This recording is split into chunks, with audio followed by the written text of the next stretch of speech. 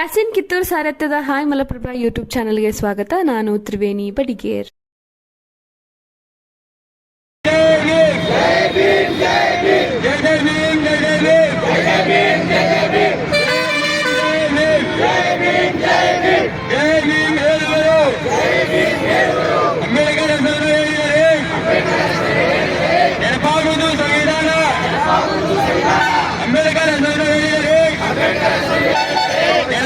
ದೇಶದ ಜ್ಞಾನ ಅಂಬೇಡ್ಕರ್ ಹೆಸರನ್ನೇ ಹೇಳುವರು.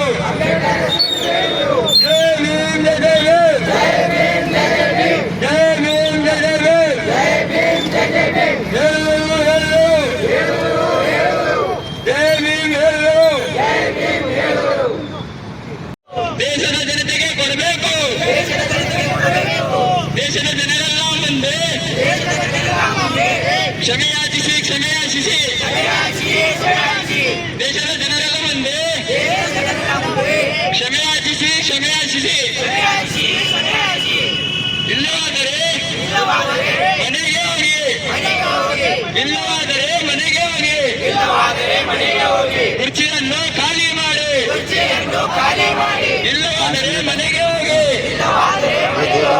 ಕುರ್ಚಿಯನ್ನು ಖಾಲಿ ಮಾಡಿ, ಮನೆಗೆ ಹೋಗಿ ಅಮಿತ್ ಶಾ ಮನೆಗೆ ಹೋಗಿ.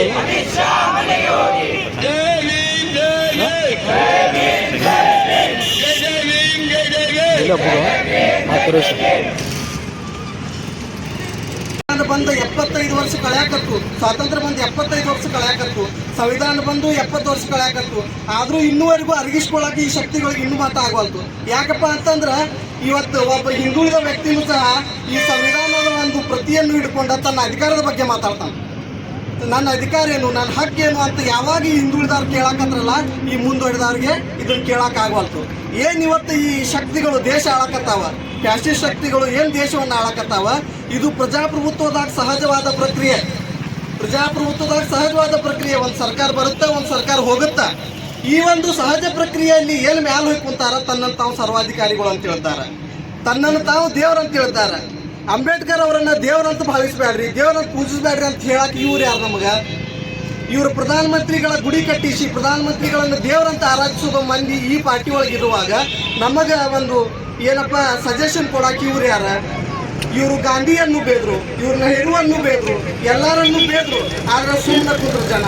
ಆದ್ರೆ ಅಂಬೇಡ್ಕರ್ನವ್ರನ್ನ ಬೇಡ್ರೆ ಯಾರು ಸುಮ್ಮನೆ ಕುಂದ್ರು ಅಂತ ಪ್ರಮೇಯನೇ ಉದ್ಭವ ಆಗುದಿಲ್ಲ. ಯಾಕಪ್ಪ ಅಂತಂದ್ರ ನಾ ಹೇಳ್ಬೇಕು ಇವತ್ತಿಲ್ಲ ಅಂತಂದ್ರ ಈ ದೇಶ ಕಂಡಂತ ಒಬ್ಬ ಮಹಾನ್ ನಾಯಕ ಯಾರಾದ್ರೂ ಇದ್ರ, ದೊಡ್ಡ ಒಂದು ನನ್ನ ಜವಾಬ್ದಾರಿಯಿಂದ ಈ ಹೇಳಿಕೆ ಹೇಳಕತ್ತೇನ, ಈ ದೇಶ ಕಂಡಂತ ಒಬ್ಬ ಮಹಾನ್ ವ್ಯಕ್ತಿ, ಒಬ್ಬ ಮಹಾನ್ ನಾಯಕ ಯಾರಾದ್ರೂ ಇದ್ರ ಅದು ಅಂಬೇಡ್ಕರ್ ಅಂತ ಹೇಳ್ತೀನಿ. ಗಾಂಧಿಕಿನ್ನ ಅವ್ರ ವ್ಯಕ್ತಿತ್ವ ದೊಡ್ಡದು, ನೆಹರುಕಿನ್ನ ಅವ್ರ ವ್ಯಕ್ತಿತ್ವ ದೊಡ್ಡದು. ಎಷ್ಟು ಹೋರಾಟಗಾರ ಆಗ್ಯಾರಲ್ಲ, ಎಲ್ಲರೂ ಸ್ವಾತಂತ್ರ್ಯಕ್ಕಾಗಿ ಹೋರಾಡ್ರ. ಆದ್ರ ಸ್ವಾತಂತ್ರ್ಯ ಬಂದ ಮೇಲೂ ಒಂದು ಪಾರತಂತ್ರ್ಯ ದೇಶದೊಳಗೆ ಇರ್ತಿತ್ತು. ಅದು ದಲಿತರನ್ನ, ಹಿಂದುಳಿದವ್ರನ್ನ, ಅಲ್ಪಸಂಖ್ಯಾತರನ್ನ ಎಲ್ಲಿ ಹಿಂದಿಡ್ಬೇಕ ಅಲ್ಲೇ ಇರ್ತಿತ್ತು ಆ ಸ್ವಾತಂತ್ರ್ಯ. ಅಂತ ಸ್ವಾತಂತ್ರ್ಯ ನಮಗೆ ಬೇಡ, ಒಂದು ಪರಿಪೂರ್ಣ ಒಂದು ಸ್ವಾತಂತ್ರ್ಯ ಬರಲಿ ಅಂತ ಅನ್ನುವಂತ ಉದ್ದೇಶಕ್ಕಾಗಿ ಅಂಬೇಡ್ಕರ್ ಅವರು ಏನು ಒಂದು ಸಂವಿಧಾನ ರಚನೆ ಮಾಡಿದ್ರು. ಆ ಸಂವಿಧಾನ ನಮ್ಮೆಲ್ಲರಿಗೂ ಆಸರೆ. ಆ ಸಂವಿಧಾನ ನಿರ್ಮಾಣ ಮಾಡಿದಂತ ಆ ನಿರ್ಮಾತೃ ಬಗ್ಗೆ, ಆ ಕರ್ತೃ ಬಗ್ಗೆ ಯಾರಾದ್ರೂ ಏನಾದ್ರು ಮಾತಾಡಿದ್ರ ಅದನ್ನು ಸಹಿಸಿಕೊಳ್ಳಾಕ ನಮ್ಮಂತಕ ಸಾಧ್ಯ ಇಲ್ಲ. ನಾವು ಅದನ್ನ ಖಡಾಖಂಡಿತವಾಗಿ ಪ್ರತಿಭಟಿಸ್ತೇವೆ, ಖಡಾಖಂಡಿತವಾಗಿ ಅಂತ ವ್ಯಕ್ತಿಗಳನ್ನು ನಾವು ತಿರಸ್ಕರಿತೇವೆ. ಯಾಕಂತಂದ್ರೆ ದೇಶದ ಒಂದು ಮಹಾನ್ ದೇವಾಲಯ ಸಂಸತ್ತು, ಆ ಸಂಸತ್ತಿನಲ್ಲಿ ನಿಂತು ಅಂಬೇಡ್ಕರ್ ಅವರ ವಿರುದ್ಧ ಮಾತನಾಡ್ತಾರಂತಂದ್ರ ಇದು ಸಹನೆಗೆ ಯೋಗ್ಯವಾದ ಮಾತಲ್ಲ. ಯಾಕಪ್ಪ ಅಂತಂದ್ರ ಆ ಮಂತ್ರಿ ಇವತ್ತು ಅಮಿತ್ ಶಾ ಅನ್ನುವಂತ ಒಬ್ಬ ಮನುಷ್ಯ, ಒಬ್ಬ ಮಾರ್ವಾಡಿ ಫ್ಯಾಮಿಲಿ, ಅವ್ನ ಸಮಾಜನ ತಗೋಬೇಕಂತ ನನ್ನ ಉದ್ದೇಶ ಇಲ್ಲ, ಹೇಳ್ಬೇಕಾಕೇತ್ ನಾವು. ಅವ್ ಮಾರ್ವಾಡಿ ಫ್ಯಾಮಿಲಿ ಅಂತ ವ್ಯಕ್ತಿ ಇವತ್ತು ಹೋಗಿ ದೇಶದ ಹೋಮ್ ಮಿನಿಸ್ಟರ್ ಹಾಕಾರಂದ್ರ ಅದಕ್ಕೆ ಈ ಸಂವಿಧಾನ ಕಾರಣ ಅಂತ ಅನ್ನುವಂತ ಒಂದು ಅರಿವು ಅವ್ನಿಗಿರ್ಬೇಕು. ಅದನ್ನ ಅವರು ನಾವೆಲ್ಲರೂ ಮೂಡಿಸ್ಬೇಕು. ಮೋದಿ ಗಾಂಧಿಗ ಫ್ಯಾಮಿಲಿ ಅವರು, ಅಮಿತ್ ಶಾ ಮಾರ್ವಾಡಿ ಫ್ಯಾಮಿಲಿ ಅವರು. ಈ ದೇಶದ ಪಟ್ಟ ಹಿತಾಸಕ್ತಿಗಳ ಕೈಯಾಗ ಅಧಿಕಾರ ಇತ್ತಂದ್ರ ಇವತ್ತು ಮೋದಿ ಪ್ರಧಾನಮಂತ್ರಿ ಆಗಕ್ಕೆ ಸಾಧ್ಯ ಇರ್ತಿರ್ಕಿಲ್ಲ.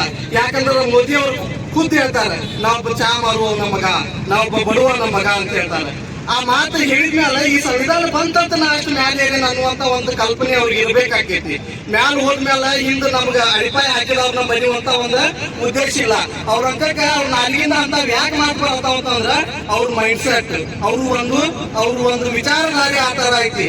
ಅವ್ರ ವಿಚಾರಧಾರೆ ಏನೈತಂದ್ರ ಅವ್ರ ವಿಚಾರಗಳು ಈ ದೇಶದ ಹಿಂದುಳಿದವರು, ಈ ದೇಶದ ಒಂದು ದಲಿತರು, ಅಲ್ಪಸಂಖ್ಯಾತರು ರಾಜಕೀಯವಾಗಿ, ಸಾಮಾಜಿಕವಾಗಿ, ಆರ್ಥಿಕವಾಗಿ ಮುಂದೆ ನಿಲ್ಲಕತ್ತಾರಲ್ಲ ಅಲ್ಲ ಇವತ್ತು ಅವ್ರ ಎದುರಿಗೆ, ಅದು ಅವ್ರಿಗೆ ಬೇಕಾಗಿಲ್ಲ. ಅದರ ಒಂದು ದುರುದ್ದೇಶ ಇದು. ಹೇಳಿಕೆ ಒಂದು ಬಾಯಿ ತಪ್ಪಿನಿಂದ ಬಂದಂತ ಹೇಳಿಕೆ ಅಲ್ಲ, ನಾವೆಲ್ಲ ಇದನ್ನ ತಿಳ್ಕೊಬೇಕಾಗೈತಿ. ಬಾಯಿ ತಪ್ಪಿನಿಂದ ಬಂದಂತ ಹೇಳಿಕೆ ಅಲ್ಲ ಇದು ಉದ್ದೇಶ ಪೂರ್ವಕವಾಗಿ ನಮ್ಮನ್ನ ಚಿವುಟಿ ನೋಡಾಕ ಬಂದಂತ ಹೇಳಿಕೆ ಇದು. ಜನ ಏನ್ ಮಾಡ್ತಾರೋ, ಜನರ ಪ್ರತಿಕ್ರಿಯೆ ಏನಿರ್ತೈತೋ, ಇವರ ವಿಚಾರಗಳು, ಇವರ ಉದ್ದೇಶಗಳು ಬೇರೆ ಅದಾವ. ಇವರು ಸಂವಿಧಾನವನ್ನ ಬದಲಿ ಮಾಡಕ್ ಬರ್ತೀವಿ ಅಂತ ಹೇಳಿ ಘಂಟಾಘೋಷವಾಗಿ ಸಾರಿ ಅಧಿಕಾರಕ್ಕೆ ಬಂದವರು. ಈ ದೇಶದ ಹಿಂದುಳಿದವರು, ಈ ದೇಶದ ಅಲ್ಪಸಂಖ್ಯಾತರು, ಈ ದೇಶದ ದಲಿತರು, ಈ ದೇಶದ ಯಾವ ಒಬ್ಬ ಸಂವಿಧಾನ ಪ್ರೇಮಿಯೂ ಇವರ ಸರ್ಕಾರವನ್ನು, ಇವರ ನೀತಿಗಳನ್ನು, ಇವರ ಒಂದು ಯೋಜನೆಗಳನ್ನು ಸಾಕಾರವಾಗಲಿಕ್ಕೆ ಬಿಡುವುದಿಲ್ಲ ಅನ್ನುವಂತ ಒಂದು ದೃಢ ವಿಶ್ವಾಸ ನಮ್ಮಂತೆ ಕೈತಿ.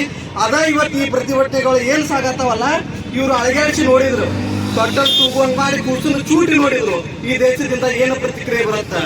ಯಾಕಂದ್ರ ಅಂಬೇಡ್ಕರ್